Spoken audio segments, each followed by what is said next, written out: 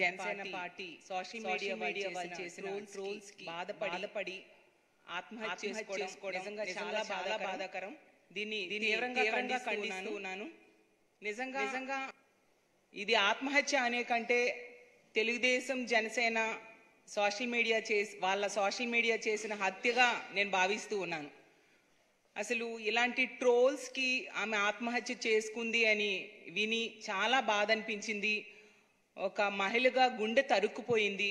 అసలు ఇద్దరు ఆడపిల్లలు వాళ్ళు తల్లి డెడ్ బాడీ దగ్గర ఏడుస్తూ ఉంటే నిజంగా మనసు చాలా కలిచివేసిన పరిస్థితి. కడుపు తరుక్కుపోయింది. ఒక తల్లిగా ఇద్దరు ఆడపిల్లలు వాళ్ళ భవిష్యత్తు ఏంటి, ఆ తల్లి తన సంతోషం వ్యక్తం చేసింది. సీఎం గారు ఇళ్ల పట్టా ఇచ్చారు అని సంతోషం వ్యక్తం చేస్తే అది ఒక పాపంలా వీళ్ళు ట్రోల్ చేసి ఆమె చావుకు కారణమై ఆల్మోస్ట్ హత్య చేసినట్టుగా చేయడం, దానివల్ల ఆ పిల్లల జీవితాలు నాశనం అవడం చాలా బాధాకరం. నేనే కాదు, ఈ ఆంధ్రప్రదేశ్ రాష్ట్రంలో ప్రతి మహిళ కూడా ఈ సంఘటన విన్న వెంటనే చాలా బాధపడ్డాము. ఇలాంటిది చేసిన వాళ్ళకి కఠినమైన శిక్షలు ఖచ్చితంగా జగనన్న ప్రభుత్వంలో ఉంటాయని నేను భావిస్తూ ఉన్నాను. ఎందుకంటే మహిళా పక్షపాత ముఖ్యమంత్రి, మహిళల రక్షణకి పెద్దపీట వేసే వ్యక్తి ఈ రాష్ట్రంలో ఎవరైనా ఉన్నారంటే అది జగనన్నే. కాబట్టి ఖచ్చితంగా అలాంటి దుర్మార్గులు వెధవలకి శిక్ష పడి తీరుతుంది అని నేను భావిస్తూ ఉన్నాను. ఇది ఈ సోషల్ మీడియా వాళ్ళు ఒక హత్య చేయలేదు. ఈమె చనిపోవడం వలన ముగ్గురు ఆడపిల్లల భవిష్యత్తు నాశనం అయిపోయింది, తల్లి ఇద్దరు పిల్లలతో సహా. ఆమె భర్త చెప్తూ ఉన్నారు, ఆమె సోషల్ మీడియాలో తన సంతోషం వ్యక్తం చేసిన వీడియోని చూసి ఈ తెలుగుదేశం జనసేన వాళ్ళు పెట్టిన కామెంట్స్ని చూసి బాధపడుతూ, సెన్సిటివ్ కొందరు ఉంటారు, ఆమె బాధపడుతూ అలా ఏడుస్తూ ఉండేది. రాత్రి 3 గంటల వరకు ఫోన్ చూస్తూ వాళ్ళ ట్రోల్స్ చూస్తూ బాధపడుతూ ఉండేది అనేసి. నిజంగా ఎంత దుర్మార్గుల మీరు అని మిమ్మల్ని ప్రశ్నిస్తూ ఉన్నాను. నిజం చెప్పాలంటే మరి మీ ఇంట్లో ఆడపిల్లలకి ఇలాంటి సంఘటన కనుక జరిగితే మీరు ఏ విధంగా స్పందిస్తారు అనేది నాకు అర్థం కావట్లేదు. మీకు తప్పు పాపం అని కూడా అనిపించలేదా? అంటే మీ నాయకులైన చంద్రబాబు నాయుడు గారు, లోకేషో, లేదా పవన్ కళ్యాణ్ గారు, బాలకృష్ణ గారు, వీళ్ళందరికీ మహిళలంటే చులకన భావం కాబట్టి యథా రాజా తదా ప్రజ అన్నట్టుగా మీరు ఈ విధంగా చేస్తారా అని నేను అడుగుతూ ఉన్నాను. అసలు టీడీపీ అంటేనా తెలుగు దుర్యోధనల పార్టీ, టీడీపీ అంటేనా తెలుగు దుశ్శాసనల పార్టీ, టీడీపీ అంటేనా Telugu dirty party, Telugu dacoit party అన్నట్టుగా ఈరోజు మారిపోయింది. ఎందుకంటే తెలుగుదేశం పార్టీ నాయకులకు కానీ వాళ్ళ సోషల్ మీడియా సైకో సైన్యంకి కానీ వాళ్ళకి ఒక ఫ్రస్ట్రేషన్. ఈరోజు ఆంధ్రప్రదేశ్ రాష్ట్రంలో ప్రజలందరూ జగనన్న ప్రభుత్వంలో చాలా సంతోషంగా ఉన్నారు. ఖచ్చితంగా మళ్ళీ జగన్మోహన్ రెడ్డి గారే ముఖ్యమంత్రి అవుతూ ఉన్నారు. తెలుగుదేశం పార్టీ మరి జన్మలో అధికారంలోకి రాదు. ఆ ఫ్రస్ట్రేషన్ని ఇలా సంతోషంగా ఉన్న ఆడబిడ్డల మీద మీ ఫ్రస్ట్రేషన్ని, మీ సైకోయిజంని చూపిస్తూ ఉన్న పరిస్థితి ఈరోజు కనిపిస్తూ ఉంది. నిజంగా ఇది చాలా దురదృష్టకరం. ఇలాంటి పనులు పునరావృతం అవ్వకుండా చూడాల్సిన పరిస్థితి పోలీసు యంత్రాంగం మీద ఉందని నేను భావిస్తూ ఉన్నాను. అలాగే తీసుకుంటే తెలుగుదేశం పార్టీ ఈ ఐటీడీపీ అనేసి నడుపుతూ ఉంది. దాన్ని ఎవరు నడిపిస్తున్నారు? లోకేష్. ఇది ఐటీడీపీ కాకుండా ఐసిస్ టీడీపీ లాగా మారిపోయింది. అంటే ఒక ఉగ్రవాద సంస్థ చేసే యాక్టివిటీస్ కంటే ఘోరంగా చేస్తూ ఉన్నారు. అసలు చంద్రబాబు నాయుడు గారు అసలు ఈ మహిళలంటే ముందు నుంచి గౌరవం లేదు. అలాగే జగనన్న పథకాలంటే ఎప్పుడు ఏడుస్తూ ఉండడమే. మళ్ళీ వాళ్ళ మేనిఫెస్టోలో మా పథకాలనే కాపీ కొడుతూ పెడతాడు. ఆ రోజేమో సెంటు స్థలం ఇస్తూ ఉంటే అది సమాధికి పనికొస్తుంది అంటూ కామెంట్ చేసి తన అక్కసు వెళ్ళబోసుకున్నాడు. ఈ రోజు అతని సోషల్ మీడియా సైన్యమేమో ఒక ఆడపిల్ల తనకి ఇల్లు వచ్చిందని ఎంత సంతోషంగా చెప్పిందో ఆ వీడియో మీరందరూ చూసుంటారు. ఒక చెప్పలేనంత సంతోషం. తనకి ఇల్లు వచ్చింది, ఇళ్ల స్థలం రిజిస్ట్రేషన్ అయ్యింది, ఆ ఇంటిలో రేపొద్దున తన పిల్లలతో కలిసి సంతోషంగా ఉంటాను, అలాగే అమ్మఒడి వచ్చింది నాకు, నా పిల్లల్ని చక్కగా చదివించుకుంటూ ఉన్నాను అమ్మఒడి ద్వారా అంటే ఒక లబ్ధిదారురాలుగా ఆమె ఎంత ఆనందంగా ఉంది. ఒక పేద వ్యక్తి ఆంధ్రప్రదేశ్ రాష్ట్రంలో జగనన్న పథకాల వలన ఎంత సంతోషం, వాళ్ళ కలలు నిజమయ్యాయి అనేది వాళ్ళు సంతోషం వ్యక్తం చేసుకుంటారు. అందులో తప్పేముంది? ఏమైనా మీ చంద్రబాబు నాయుడిని తిట్టారా? లేదంటే మీ నాయకులు ఎవరినైనా వాళ్ళు తిట్టారా? జగనన్న చేసిన మేలును వాళ్ళు చెప్పుకోవడం కూడా మీరు తప్పు అంటే, ఈ రాష్ట్రంలో కొన్ని లక్షల మందికి జగనన్న మేలు చేసిన సంగతి మీరు మర్చిపోవద్దు. మరి వాళ్ళందరూ కూడా తమ సంతోషం వ్యక్తం చేస్తూ ఉన్నారు. ఈరోజు తీసుకుంటే 31 లక్షల మంది ఆడబిడ్డలకు ఈ ఆంధ్రప్రదేశ్ రాష్ట్రంలో ఇళ్ల పట్టాలు ఇచ్చారు జగనన్న. అలాగే తీసుకుంటే 79 లక్షల మంది ఆడబిడ్డలకు ఆసరా పథకం ద్వారా లబ్ధి చేకూర్చడం జరిగింది. వాళ్ళ రుణాన్ని అంతటినీ కూడా జగనన్న 4 విడతలుగా తీర్చేయడం జరిగింది.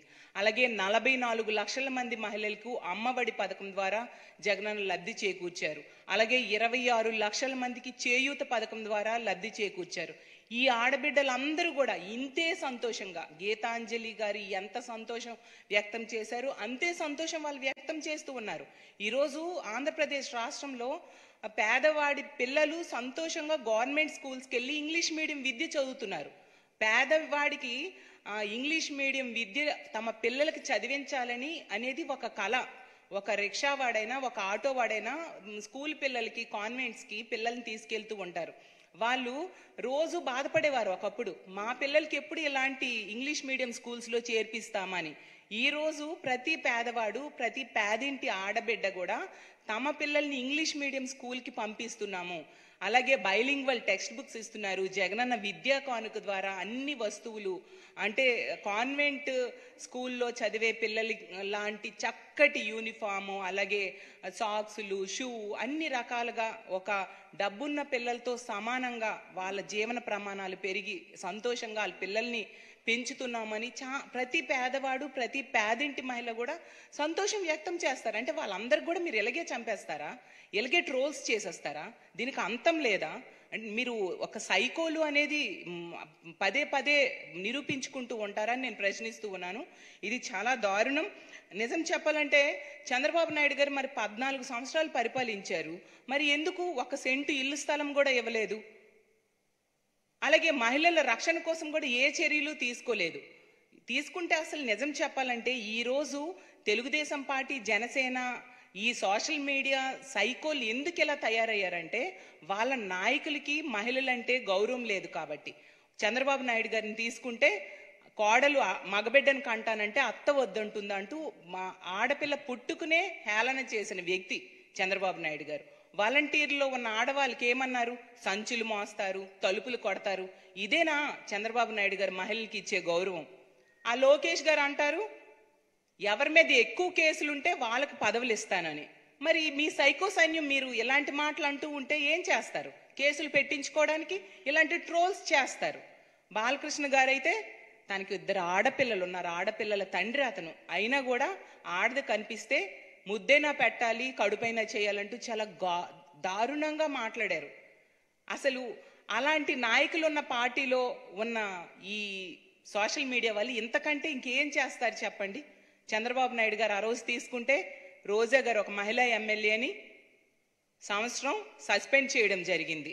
అలాగే తెలుగుదేశం పార్టీకి చెందిన బండారు సత్యనారాయణ మూర్తి అనే వ్యక్తి మొన్న ఒక మహిళా మంత్రిని పట్టుకుని ఎంత దిగజారుడు పోయే వ్యాఖ్యలు చేశారో మనం అందరం చూసాం.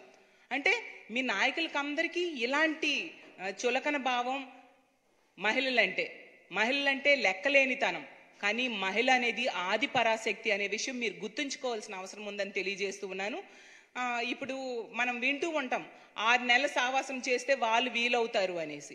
మరి 10 సంవత్సరాలుగా జనసేన తెలుగుదేశం పార్టీతో సావాసం చేస్తూ ఉంది. మరి వాళ్ళు కూడా నేర్చుకున్నారు వాళ్ళలాగే.